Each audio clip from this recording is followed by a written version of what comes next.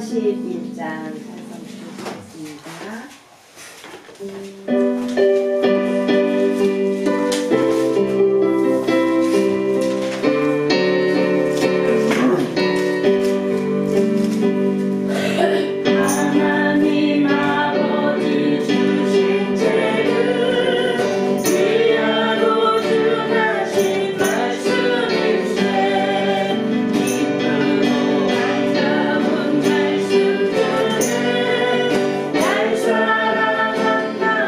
참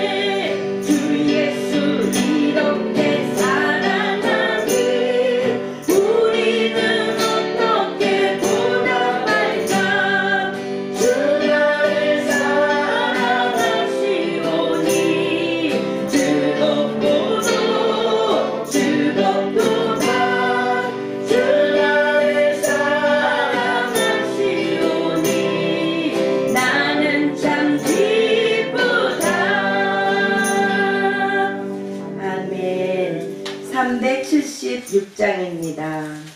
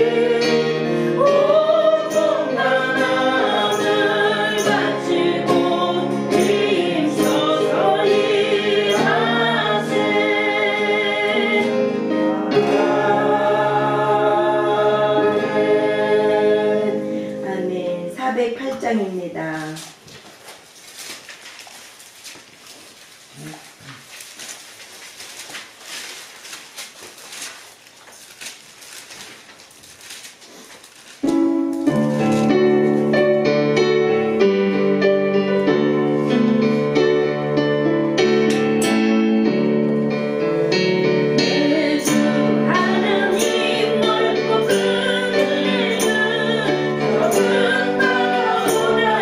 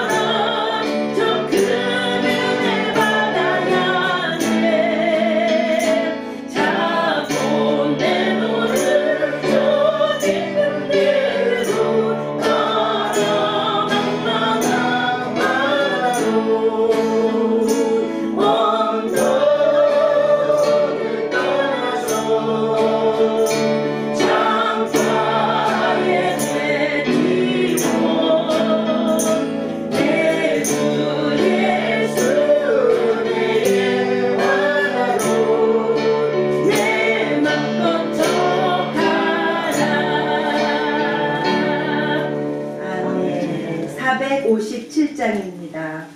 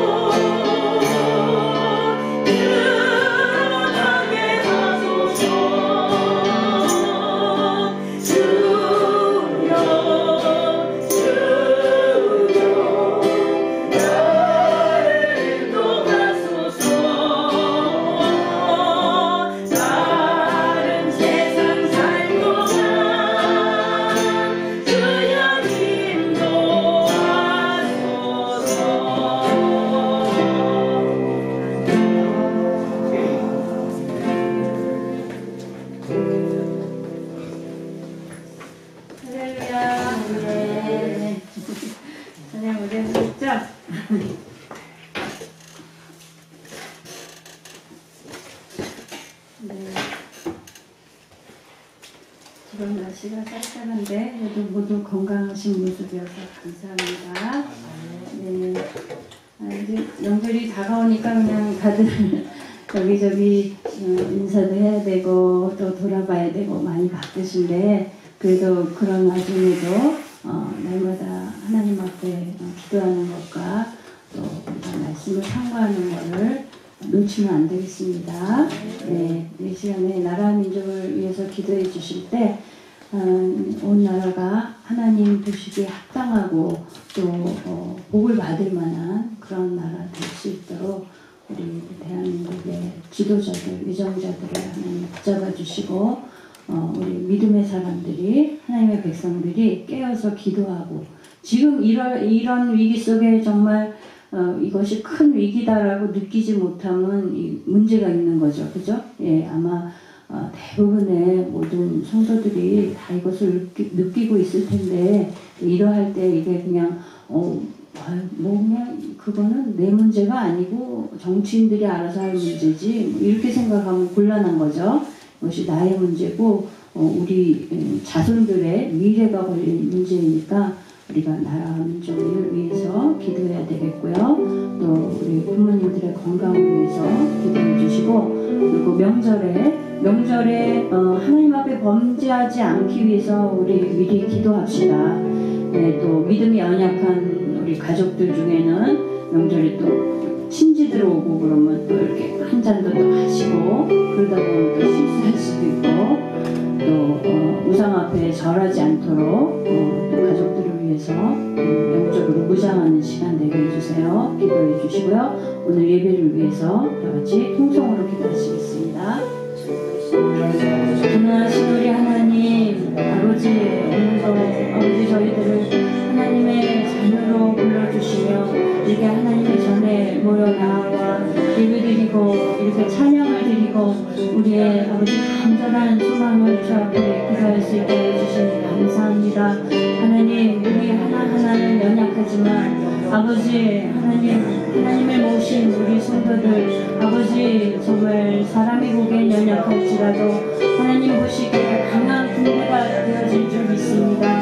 아버지, 이 나라와 민족을 붙잡아 주시옵소서. 하나님, 정말 온 나라가 하나님을 찬양하며 하나님의 말씀을 깨닫고 아버지 하나님 앞에 나온 이스라엘과 같이 저희 이 대한민국의 백성들도 하나님 정말 하나님의 그 말씀을 깨달으며 하나님 말씀대로 살기 위하여 애쓰는 민족 되게 도와주셔서 아버지 오늘도 이 나라를 이끌어가고 있는 정치 지도자들에게 함께하시사 그들이 하나님을 두려워하며 하나님을 경외하며 하나님의 말씀을 깨달아 하는 지도자 되게 하셔서 정말 다윗과 같이 아버지 정말 이스라엘을 강한 나라로 만든 다윗과 같은 그러한 지도자들이 될 수 있도록 하나님 그들에게 하나님의 지혜와 은총을 허락하여 주시옵소서. 온 나라의 아버지 모든 백성들이 하나님을 경외하고 두려워하며 아버지 하나님 원치 아니하시는 모든 악을 내어버리고 하나님을 기뻐하시는 가운데 말씀하는 걸을 수 있게 도와주셔서 하나님 지금도 아버지 하나님 정말 탈북자들과 아버지 정말 그 어려운 암흑의 땅에 헤쳐나오는 불쌍한 하나님의 성도들이 아버지 정말 가족 간에 헤어져 살고 눈물로 밤을 새우는 아버지 이러한 어려운 가운데 있사오니 아버지 속히 이 나라를 통일시켜 주시고 아버지 더 이상 혈연 간에 하나님 이러한 헤어짐과 아버지 슬픔이 계속되지 않도록 하나님 불쌍히 여겨주시고 아버지 온 나라가 하나 되어져서 이제 강성하여짐으로 주의 일들을 잘 감당하는 대한민국 되게 하여 주시기 원합니다. 오늘도 아버지 사랑하는 우리 부모님들 아버지 주께서 인도하셨사오며 날마다 하나님이 누우시는 풍성한 은혜로 채워주셔서 아버지 우리의 육체가 연약할지라도 실망하지 아니하고 더욱 우리의 영이 하나님 보시기에 합당하고 견고한 믿음으로 세워져갈 수 있도록 도와주시옵고 하나님 아버지 정말 그 지혜로 말미암아 자녀들과 가족들을 아버지 권면하고 위하여 기도하는 우리 부모님들이 될 수 있도록 하나님의 나라를 오늘도 준비하는 우리 부모님들이 될 수 있도록 도와주시옵시고 아버지 어린 자녀들을 지켜주시옵소서. 세상 가운데서 하나님 믿음을 지키며 정말 아버지 요셉과 같이 하나님 앞에 정결한 자녀로 살아가고 주의 복을 받는 자녀들 될 수 있도록 오늘도 주의 말씀을 그들의 아버지 하나님 귀에 들리워 주시고 아버지 그 입술을 통하여서 주의 말씀이 선포되는 자들 되게 하여 주시옵소서. 오늘 예배 가운데 주여 인자해 주시기 원합니다. 아버지 사람의 말이 아니라 하나님 주의 성령께서 말씀하여 주시고 각자에게 허락하신 복을 허락하여 주시옵소서. 예배 가운데 주님만 영광 받으시기 원하고 예수님의 이름으로 기도드렸습니다.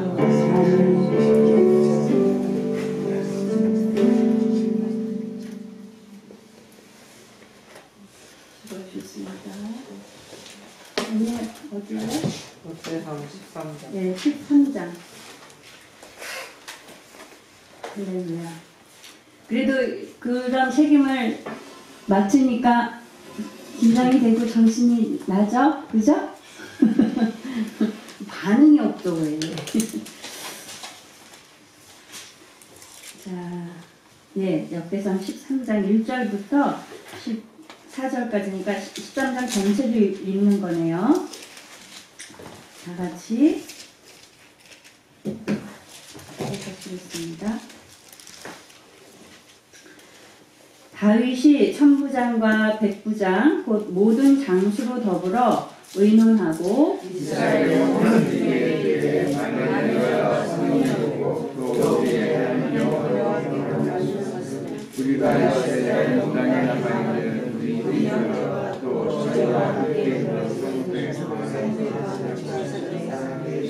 사랑에게 오며 저희를 너희에게로 모이게 하고 우리가 우리 하나님의 궤를 옮겨오자 사올 때에는 우리가 궤 앞에서 묻지 아니하였느니라 하매 모든 백성이 이를 성령으로 모든 주님께로 행했다 하자. 이에 다윗이 애굽의 시올 시내에서부터 하맛 어기까지 온 이스라엘을 불러 모으고 기럇 여아림에서부터 하나님의 궤를 메어 오고자 할세. 다윗이 온 이스라엘 거느리고 바알하고 유다에 속한 기럇 여아림에 올라가서 여호와 하나님의 궤를 메어 이는 여호와께서 두 그릇 사이에 계심으로 그 이름으로 일컫는 궤라. 하나님의 궤를 새 수레에 싣고 아비나답의 집에서 나오는데 우사와 아히오는 수레를 몰며 다윗과 이스라엘 온 무리는 하나님 앞에서 힘을 다하여 뛰놀며 노래하며 수금과 비파와 소고와 재금과 다발로 주악하니라. 기돈의 타작 마당에 이르러서는 소들이 뛰므로 우사가 손을 펴서 궤를 붙들었더니 우사가 손을 펴서 궤를 붙들었느니라. 여호와께서 진노하사 지시매 우사가 거기 하나님 앞에서 죽으니라. 여호와께서 우사를 충돌하심으로 다윗이 분하여 그곳을 베레스 우사라 칭하니 그 이름이 오늘날까지 이르니라. 그날에 다윗이 하나님을 두려워하여 하나님의 궤를 예수로 하려고 하고 궤를 옮겨 다윗성 자기에게 메어들이지 못하고 치우쳐 가드 사람 오베데돔의 집으로 메어 가니라. 하나님의 궤가 오베데돔의 집에서 그 건속과 함께 석 달을 있으니라. 여호와께서 오베데돔의 집과 그 모든 소유에 복을 내리셨더라. 아멘. 네, 아까 이제 12장까지는 다윗이 이제 왕으로 즉위하는 과정하고 그리고 또 이제 이스라엘 나라의 왕의 성으로 다윗이 예루살렘 그러니까 여부스 성을 정복하죠. 그래서 그것을 다윗 성이라고도 하고 왕의 성이라고도 하고 이제 예루살렘 성이 바로 그 왕도인 거예요. 이 왕이 거하는 성, 왕도 예루살렘 성에 하나님에게 언약궤를 지금 모셔오려고 하는 시도를 오늘 하는데 이 과정이 쉽지 않죠. 굉장히 지금 어려운 과정으로 이어진 것을 13장 전체에서 나옵니다. 예, 이 다윗이 가장 왕이 되고서 우선적으로 서둘러서 지금 일을 한 것이 바로 이 하나님의 궤를 왕의 성으로 운반하는 시도인데요. 요 당시에 이 이스라엘의 상황을 좀 살펴보자면 그 분위기가 어쨌든 다윗이 왕이 되기 이전의 왕이 사울왕이었잖아요. 그죠? 네, 사울왕. 이 사울왕은 바로 이스라엘 백성들이 간절히 원해서 백성들의 요구에 의해서 세워진 그런 첫 번째 왕이었거든요. 그 백성들의 요구로 세워졌던 이 왕의 정치가 지금 말하자면 1차는 실패가 된 거죠. 그죠? 네, 처음 시도된 이 사울왕의 이 하나님의 불순종함으로 말미암아 하나님께 버림받고 결국 비참한 모습으로 죽게 되므로 이제 다윗이 왕이 된 순간이고, 물론 다윗이 왕이 되어서 온 나라가 기뻐하고 축제하고 그러긴 했지만 이스라엘 백성들 가운데는 지금 자신들이 원해서 뽑았던 사울왕이 실패한 것이 하나의 어쩌면 큰 상처로 지금 이스라엘 백성 가운데 침체된 그런 정치적으로 굉장히 침체되어 있던 그런 상황이었고, 또 영적으로는 뭐 두말할 나위가 없죠. 이전에 이 왕의 정치가 시작되기 이전의 시대를 무슨 시대라 그래요? 사사시대라 그러죠. 네, 한 400년 되나요? 이 사사시대는 또 영적으로 굉장히 침체됐던 기간인데, 오히려 지금 사울왕 때에는 그보다도 더 영적으로 추락했다는 표현이 더 맞을지 모르겠어요. 그런 시기를 지금 이스라엘 백성들이 지나왔거든요. 그러나 다윗 왕이 하나님 앞에 신실한 왕으로서 이제 새롭게 왕으로서 즉위를 했고, 그 첫 번째 시도로서 물론 여기서는 지금 왕이 돼가지고 한 첫 번째 일로서 이 언약궤를 옮기는 일이 나오긴 하지만, 여기 이 내용하고 같은 내용이 있는 이 사무엘 하의 내용에서는 블레셋과의 전투 후에 이 기록이 나와요.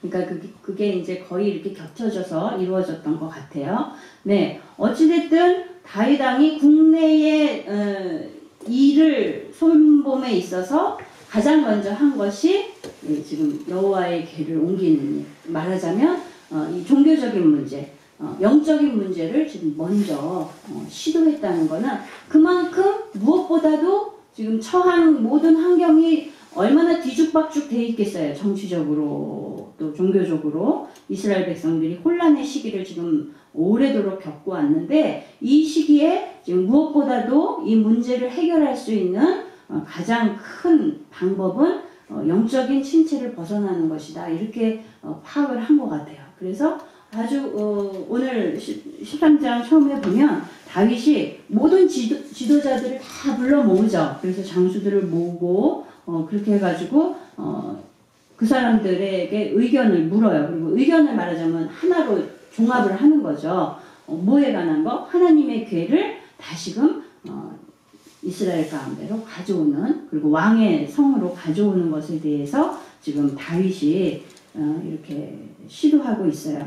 네, 그러니까 우리가 이 땅에서 살아가면서 우리의 삶 자체가 사실은 항상 순탄할 수만은 없잖아요. 어려움이 있고 믿는 가정에서도 가정적인 그런 위기들이 몰려오기도 하고, 경제적인 파탄이 오기도 하고, 인간적으로 내가 어떻게 해야 될지 모르는 방법이 없다고 생각되는 그런 일들을 우리 성도들조차도 수시로 겪거든요. 도저히 아무리 해도 안 되고 해결 방법이 없다. 그렇게 느끼는 일들을 우리가 많이 당할 수 있는데, 하나님의 말씀에 바로 이 해결점이 있는 거예요. 우리 마태복음 6장 33절을 다 같이 찾아보겠습니다.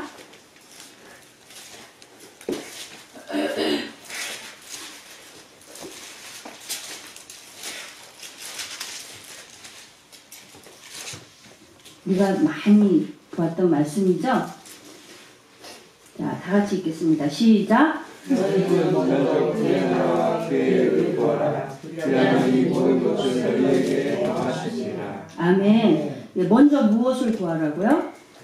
그 나라와 그 의. 그 나라와 그 의가 뭐예요?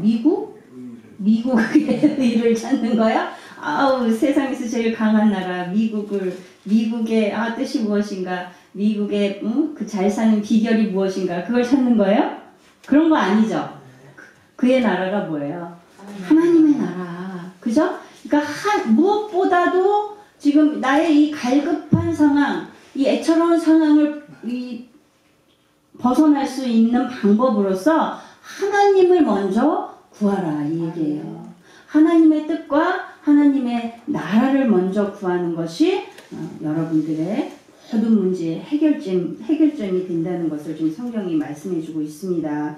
오늘 지금 다윗이 아주 신실한 모습으로 지금 이 하나님의 일을 시작을 해요. 네, 얼마나 멋져요, 그죠? 네, 왕이 어렵게 되는 과정이 있었기 때문에 그가 성숙했을 수도 있지만 어쨌든 하루아침에 그 고난을 딛고 왕이 된다면 참 내가 다윗의 위치라면 어땠을까 한번 상상해 보면요. 앞전에 아무리 수많은 고난이 있었더라도 내가 왕의 위치에 딱 된다면은 벌써 뭔가 마음이나 뭐 생각이나 태도들이 많이 달라질 것 같은데 다윗은 하나님 앞에 그러지 않은 거예요. 여전히 하나님 앞에 신실하고 여전히 하나님의 일을 위해서 열심인 모습이 오늘 성경 가운데 보이고 있습니다. 그런데 그러면 이렇게 신실한 다윗이 우리가 모든 성경 속에서 항상 하나님이 기뻐하시는 자고 가장 믿음의 가장 좋은 표본인 이 다윗이 오늘 더군다나 이 선한 일을 하나님의 일을 먼저 하려고 하는 이 귀한 좋은 뜻을 가지고 시작한 이 일이 오늘 내용 가운데 보니까 성공해요, 실패해요? 실패죠. 그것도 아주 처참하게 실패해요. 어떤 모습으로? 우사가 죽는 이 죽음의 상황이 벌어진 거예요. 우리가 이 상황이 됐다고 생각해 봅시다. 우리가 선한 일을 하나님의 일을 한다고 시작했는데 이것이 오히려 이러한 어떤 이 우사와 같이 누군가 죽는다든지 낭패를 본다든지 큰 어려움을 겪게 된다든지 경제적인 막대한 손실을 얻게 된다든지 이런 일이 누구에게 벌어진다면 지도자로서 얼마나 큰 참담한 심정이 되겠고 얼마나 두려웠겠어요. 그래가지고 다윗이 그냥 무서워 그러고서는 다 두 손 들고 그냥 도망가 버리잖아요. 그럼 뭐 왕만 도망갔겠어요? 모든 백성들도 다 뿔뿔이 흩어졌겠죠. 사람이 죽어나갔으니까. 네, 참 실패로 끝난 이런 해프닝 같은 일이 벌어졌는데 다윗의 이 순수한 열심 있는 이것의 결과가 너무 안타깝죠. 지금 여기에 모인 사람들이 최소 3만 명 이상 되는 거예요. 남자들만 따졌을 때 3만 명 이상 되니까 여자와 노인과 아이들까지 합치면 얼마나 많은 사람들이 한 공간에 모였을까요? 요즘 광화문에서 모이는 사람들이 몇 명 정도 모이는 거예요? 혹시 아세요? 50만, 100만. 그렇게 많이 돼요? 숫자가? 오, 50만을 돼요? 2, 30만? 네. 잘 숫자가 정확하지는 않다는 소리를 그 전에 들은 적이 있어서 네, 어쨌든 그 광화문을 빽빽히 모일 정도의 사람들이 지금 모여서 언약궤를 지금 예루살렘으로 옮기는 것에 대해서 기뻐하고 하나님을 찬양하고 막 악기가 연주되고 막 그냥 사람들이 춤을 추고 이런 상황인 거예요. 그러니까 지금 광화문에 모인 모든 사람들이 그냥 막 기뻐 뛰며 찬양하며 막 춤추고 막 환호와 열기가 가득하다고 생각해 보세요. 지금의 광화문의 모습은 물론 막 데모하는 것 같은 그런 모습이지만 지금 다윗과 함께 백성들이 모인 이 모습은 굉장한 이 화려한 축제거든요. 그런데 그 축제가 한순간에 그냥 우사가 죽음으로 말미암아 창을 끼얹은 듯한 그런 두려움의 그런 모습으로 확 변하게 되는 거예요. 왜 이런 결과가 왔을까요? 다윗은 분명히 너무나도 선하고 신실한 시작을 했는데 왜 이런 어려움이 실패가 쓰라린 실패를 다윗과 백성들이 겪게 되었을까요?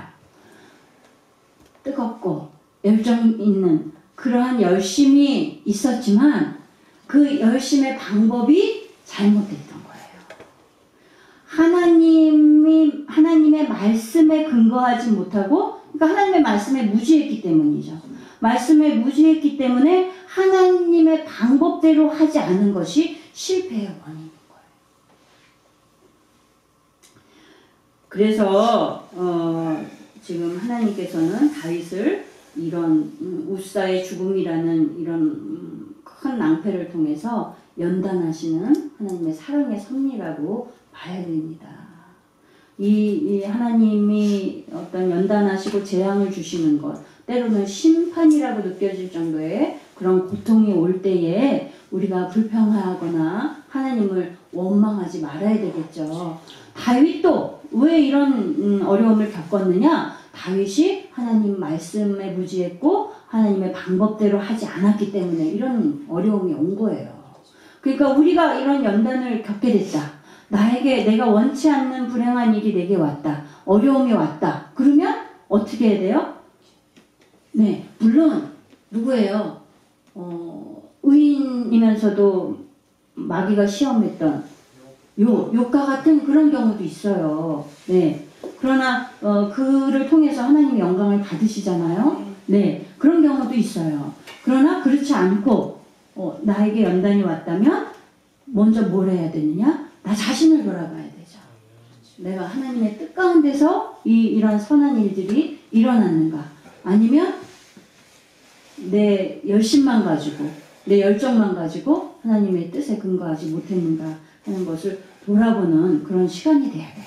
그래서 다윗은 그래서 지금 몇 달 동안 여기에 지금 이 하나님의 궤가 석 달 동안 옮겨가 있잖아요. 이건 바로 다윗이 여호와의 궤를 옮길 준비시키는 시간이 아니었겠어요? 그 시간 동안에 뭐가 잘못됐나? 내가 무엇을 잘못했지? 하나님이 왜 나에게 이런 시련을 주셨지? 자신을 돌아보는 그런 시간이 된 거죠. 만약에 사울이었다면 어땠을까요? 사울왕은요, 왕이 되자마자 교만해지고 자기의 명예나 어떤 자기의 물질적인 욕심 때문에 하나님의 말씀을 순종하지 않았어요. 그리고 자기 뜻대로 했던 왕이거든요. 그리고 하나님의 그 언약궤가 오랫동안 지금 방치되어 있는데도 전혀 그것을 돌아보지 않고 신경 쓰지 않았거든요. 대조적으로 다윗은 지금 하나님의 궤를, 이 하나님의 궤가 이렇게 방치된 게 70년이 되었어요. 그동안에 이스라엘 가운데 사울이나 누구도 이것을 돌아보지 않았고 성막에서 하나님 앞에 예배드리지 않았던 거죠. 제대로 제사드리지 않았던 거죠. 네, 이것이 다윗이 이렇게 지금 다윗이 보인 반응은 아주 극심한 두려움을 지금 표시하잖아요. 왕이 그냥 어이구 걸음아 나 살려라 하고 도망갔거든요. 그러나 이 두려움을 통해서 다윗이 자기의 잘못을 되돌아보고 하나님의 말씀을 더 깊이 깨닫고 그리고 자기의 실수를 보완하는 그런 것으로 반응을 하게 된 거예요. 네, 그랬기 때문에 다시금 이후에는 그가 이 여호와의 궤를 다시 그 적법한 그런 율법대로 여호와 궤를 다시 들여올 수 있게 됩니다. 그래서 이후에 얼마나 그가 열심히 하나님의 말씀을 상고했는지 자기 아들, 자기는 이제 피를 많이 묻혀서 하나님의 성전을 짓지 못하게 하셨잖아요. 그래서 이제 솔로몬이 지어야 되는데 솔로몬에게 여호와의 전을 어떻게 지어야 하는지에 대한 모든 시경을 다 설명해주고 기구들은 어떻게 해야 되는지 다 얘기해주고 그럴 정도로 아주 하나님의 말씀의 박사가 됐어요. 오히려 이런 고난을 통해서 더 신실하게 하나님의 말씀을 찾는 자가 된 거죠. 그러니까 다윗이 신실하긴 했지만 열정이 뜨거운 정말 하나님의 일에 열심히 있는 사람이었고 전투적인 사람이었지만 그가 하나님의 말씀에는 좀 부족한 부분이 많았다라는 걸 오늘 우리가 이 언약궤를 옮기는 과정 속에서 알게 된 거죠. 더불어서 그가 자기의 이 실수로 인해서 한 사람이 죽게 됐잖아요. 이거를 철저하게 인정하고 자기 자신을 하나님 앞에 그대로 자복하고 하나님의 말씀대로 더 철저하게 변화되는 그런 계기가 된 것입니다. 그러니까 이건 특별한 하나님의 사랑이죠. 우사가 죽기는 했지만 우사도 여호와의 말씀을 제대로 알았다면 그렇게 잡지 않았겠죠. 그도 무지했기 때문에 벌어진 일인 거예요. 그래서 다윗이 이렇게 이제 하나님의 전문가가 되는 그런 놀라운 일이 된 것이고 이를 통해서 더 하나님의 그 뜻을 깨닫는 그런 신앙인이 된 것입니다. 잠언 17장 3절에 도가니는 은을, 풀무는 금을 연단하거니와 여호와는 마음을 연단하십니다. 예, 이런 말씀이 있습니다. 예, 이 언약궤는 원래 어디에 있어야 되는 거예요? 언약궤가 예, 성전에, 성막에, 특별히 지성소에 위치해 있어야 되죠. 근데 왜 지금 어디 기럇 여아림의 뭐 아비나답의 집에 왜가 있을까요? 도대체 언제 이런 일이 벌어졌을까요? 빽에서 그렇죠.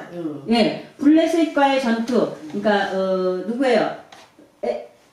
엘리 제사장 때에, 예, 엘리 제사장 때에, 그러니까 블레셋과의 전투, 아벡 전투에서 이제 위기에 처하니까 언약궤를 메고 갔죠, 전쟁터로. 그러면 이 전쟁을 이길 수 있을까 기대하고서. 이거 뭐야, 완전히 미신이죠. 그러니까 그 당시에 이스라엘 백성들이 많이 영적으로 타락해 있었어요. 그래가지고 여호와 앞에 신실하지 않은 상태로 그냥 이제 언약궤는 뭔가 영험한 물건, 내가 필요할 때 이것을 가져다가 놓으면 뭔가 좋은 일이 생기는 영험한 물건. 그래서 물론 그 이전에 모든 국가의 큰 행사나 중요한 일이 있을 때 언약궤를 대동을 했어요. 네, 그런데 지금 전쟁이 벌어지니까 위기가 나라가 지금 망하게 생겼으니까 지금 아벡 전투에 이 언약궤를 가지고 갔단 말이죠. 근데 어떻게 됐어요? 참패를 당하고 모두가 도망가고 언약궤는 뺏겼죠. 그런데 이 언약궤가 블레셋 사람들이 갖고 갔더니 어떻게 됐어요? 그 신전 안에 뒀는데 신전이 뭐가 다 뭐 무너지고 목이 부러지고 또 뭐 독종이 발하고 이런 일들이 발생하니까 결국에는 어떻게 해요? 젖 안 뗀 송아지를 데려다가 두 마리를 데려다가 실어가지고 보내죠.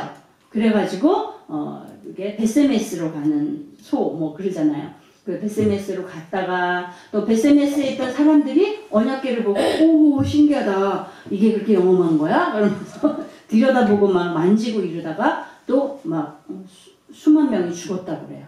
예, 그런 사건 때문에 지금 또 옮겨져 가지고 지금 어디예요? 아비나답의 집에 지금 언약궤가 와 있는 거예요. 그 여정이 70년이나 지난 거예요.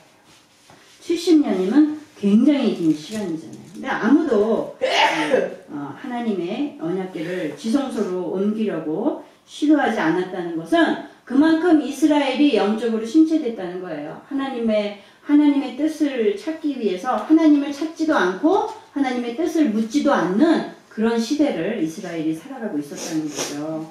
네, 바로 여호와의 궤가 여호와의 지성소에, 성막의 지성소에 있어야 하듯이 우리 마음 가운데 하나님이 거하시기 원합니다. 네, 우리 마음의 중심에 하나님이 거하시기를 원하는 거예요. 네, 지금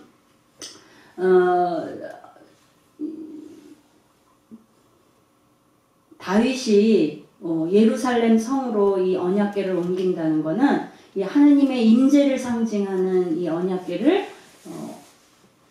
자기가 거하는, 왕이 거하는 성으로 옮긴다? 이거는 뭐냐면 바로 하나님이 진짜 왕이시고 나는 대리자일 뿐입니다.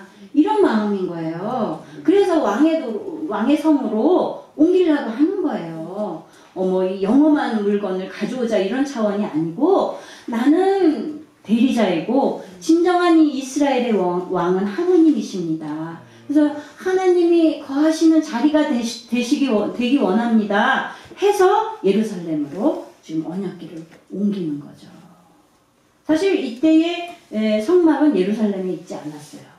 그런데도 왜 이 언약궤를 왕의 성으로 옮기느냐? 바로 하나님의 임재를 상징하는 그 언약궤가 있을 곳은 바로 왕이신 하나님께서 왕의 성에 계셔야 합니다라는 마음으로 옮겨온 거예요. 네. 그러니까 다윗의 마음이 얼마나 이쁘고 하나님 보시기에 그랬겠어요. 네, 하나님께서는 우리 마음속에 거하시기 원하십니다. 네, 다윗은 이 3절에 보니까 사울 때는 그러지 않았는데 이제는 우리가 여호와의 궤를 옮겨오자. 우리가 여호와의 궤 앞에서 물으려고 한다. 그렇게 그런 의미죠 지금. 그러니까 사울은 그러지 않았다는 거예요. 그죠? 사울은 안 그랬지만 나는 이제부터 하나님의 뜻을 여호와의 궤 앞에서 묻기를 원한다. 이게 바로 이 모습이 다윗이 성공할 수밖에 없었고 다윗이 하나님의 사랑과 축복을 받을 수밖에 없었던 다윗의 진짜 모습을 보여주는 거 아니겠어요? 하나님의 뜻을 묻는 거. 여기서부터 인생의 성공의 출발점에 서게 되는 거예요. 내 뜻대로 자기가 왕이 되어졌던 사울과는 아주 대조적으로 왕의 자리에 하나님을 먼저 모셔드리고 하나님의 뜻을 구하는 다윗의 모습을 보게 됩니다. 네, 지금 누구나 이런 실수를 할 수 있죠. 이 모세도 아브라함도 정말 하나님이 귀하게 여기는 위대한 사람들이었지만 아브라함도 믿음의 조상이라고 하는 자기 아들을 하나님 앞에 번제로 드릴 정도의 믿음을 가진 아브라함이었지만 애굽에 내려갔을 때는 자기 마누라를 누이라고 여동생이라고 속이잖아요. 왜? 죽을까봐 두려워갖고 그랬거든요. 그렇게 연약한 존재인 거예요. 모세도 정말 하나님이 함께 대면해서 말씀을 나누실 정도의 그런 위대한 지도자였지만 무리바 반석을 내리치는 사건으로 인해서 하나님의 영광을 드러내지 못해서 그렇게도 원했던 가나안 땅을 코앞에서 바라만 보고 들어가지 못했죠. 네, 이 누구나 인간이 실수를 범할 수 있어요.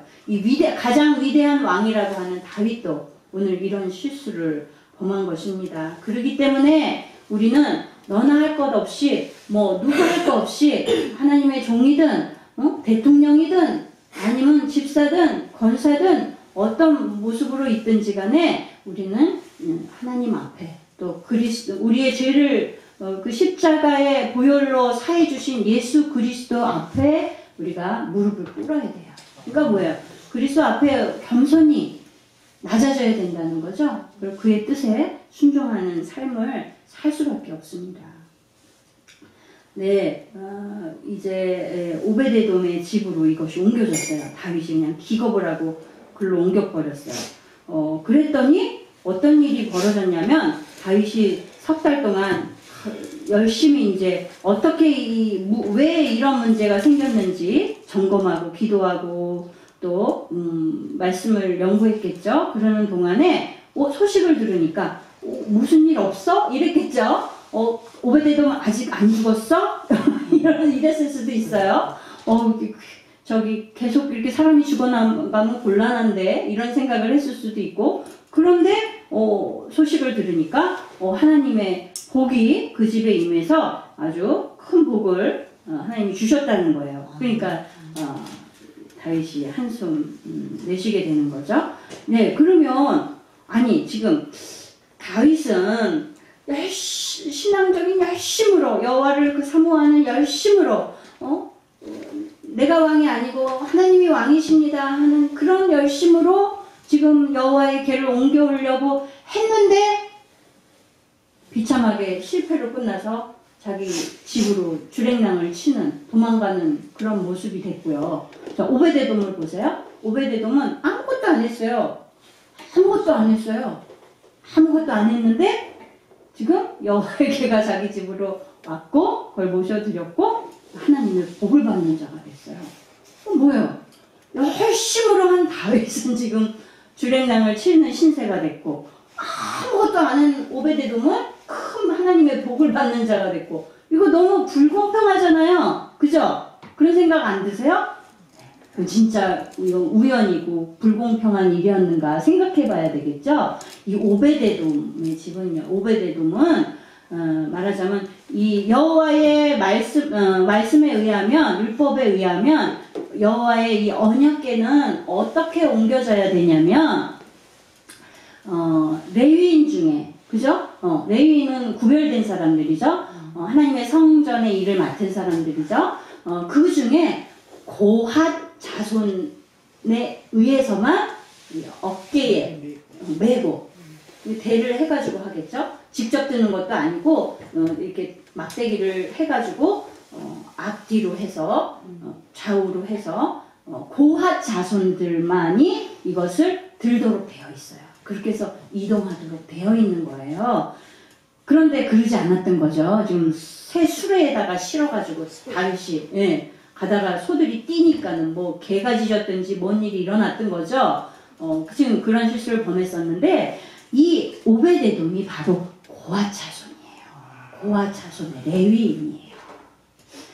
그리고 단지 그거 그래서 그러면 복을 받았나? 아닌 거죠. 가만히 보세요. 지금 앞에 우사가 죽었잖아요. 그런 일이 벌어졌는데 오베데돔이 여호와의 궤를 오베데돔과 그 온 집이 기쁨과 감사로 이 여호와의 궤를 받아들인단 말이에요.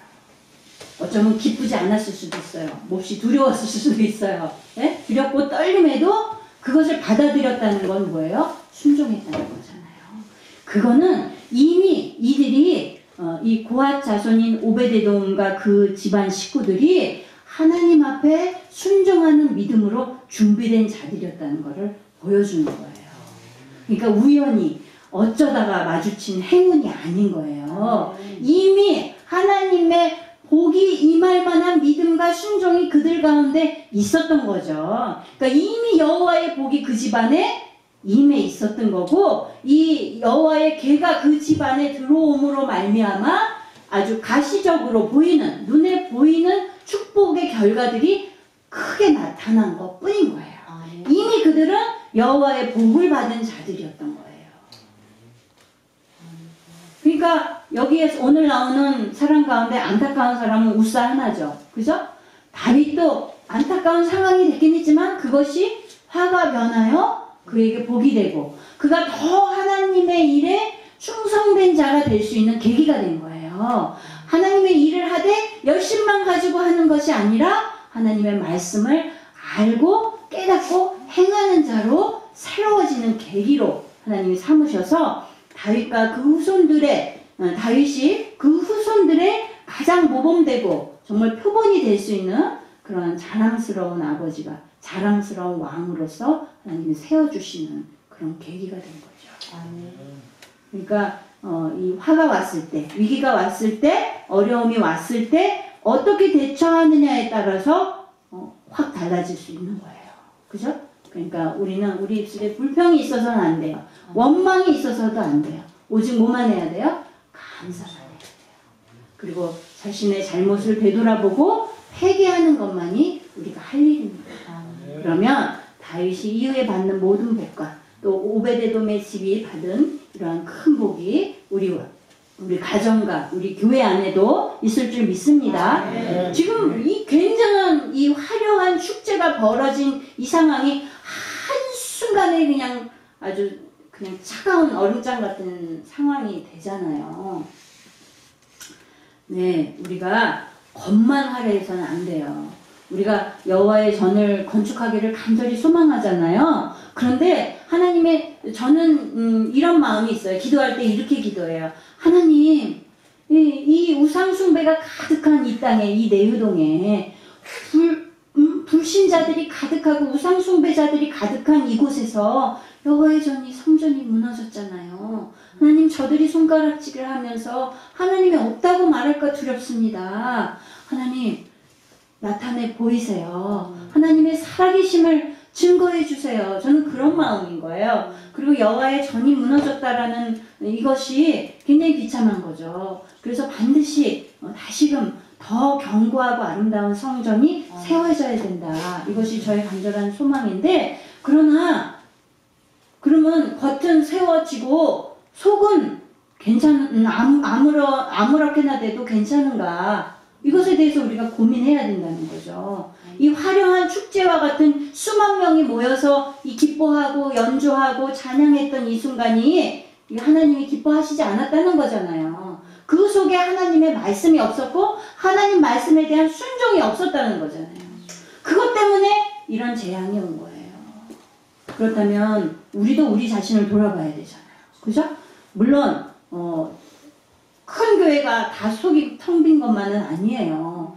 교회를 그렇게 크고 아름답게 많은 성도들이 모일 정도로 성장시켰다는 거는 그거는 그만한 영역도 있었다는 거고 뭔가 그럴 만한 이유가 있었다는 거예요. 그러니까 그런 것들은 본받을 건 본받아야겠죠. 그러나 이 사람인지라 다 온전하지 않잖아요.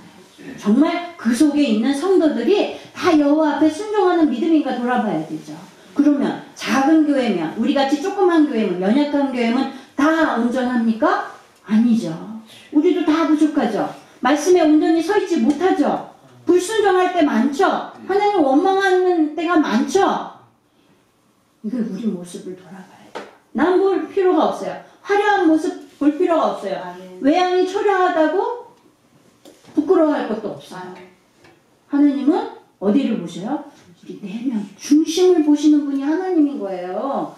우리가 아무리 성전을 아름답게 지어도요, 우리 각자가 하나님 앞에 말씀에 순종하는 자가 되지 않고 마음에 하나님을 모시는 그런 성전이 되지 않으면 말짱 도루묵이고 꽝이고 그런 거예요. 그죠? 그러니까 우리가 성전을 짓기 전에 뭐부터 돼야 되냐? 우리 한 사람 한 사람이 전부 다 한 사람도 빼지 말고 이런 어린 예람이까지도 그 마음의 중심이 하나님의 성전이 되어져야 됩니다.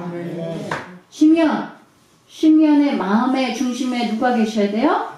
하나님이 계셔야 돼요. 그러니까 시므온은 지금 뭐예요? 하나님의 성전이에요.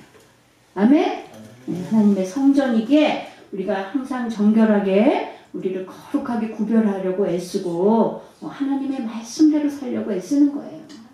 그러면 열심히 막 복을 받으려고 애를 안 써도 오베드돔 같이 이렇게 여호와의 복이 임합니다. 우리 이 말씀을 오늘 우리에게 주시는 축복의 말씀을 우리가 받아야겠죠? 불평하고 원망하면 우사와 같이 이런 재앙을 무식하여서 재앙을 받는 자가 되는 거예요. 그죠? 네, 우리는 하나님의 말씀을 알고 하나님의 말씀을 깨닫고 말씀대로 순종하고 그래서 우리 안에 하나님을 모시는 나의 왕으로서 모시는 그런 내동교회 성도님들 되시기를 축복합니다. 네, 기도하겠습니다. 하나님은 눈에 보이는 아름답고 멋지고 화려하고 큰 것을 보시는 하나님이 아니시라고 우리가 배웠습니다. 하나님, 사람의 마음의 중심을 보시는 하나님, 우리의 중심 가운데 하나님을 모셔드리기 원합니다. 나의 왕으로서 하나님을 인정하고 나의 왕의 자리에 하나님을 모셔드리기를 원합니다. 하나님, 오늘 이 시간에 우리 마음 가운데 찾아와 주시고 우리가 온전히 주님께 순종하고 나의 주인으로서 내 자리를 내어드리는 믿음 되게 하셔서 이제 남은 3일 동안도 우리가 처한 모든 환경과 상황과 위치 속에서 나의 왕이신 하나님을 드러내며 그 영광을 온전히 나타내는 귀한 성도로 살아갈 수 있도록 주의 성령이 함께하여 주시고 인쳐 주시기를 원합니다. 감사드리며 예수님의 이름으로 기도드렸습니다. 아멘. 하늘에 계신 우리 아버지여, 이름이 거룩히 여김을 받으시오며 나라의 임하옵시며 뜻이 하늘에서 이룬 것 같이 땅에서도 이루어지이다. 오늘날 우리에게 일용할 양식을 주옵시고 우리가 우리에게 죄 지은 자를 사하여 준 것 같이 우리 죄를 사하여 주옵시고 우리를 시험에 들게 하지 마시고 다만 악에서 구하옵소서. 그의 나라와 권세와 영광이 아버지께 영원히 있사옵나이다. 아멘.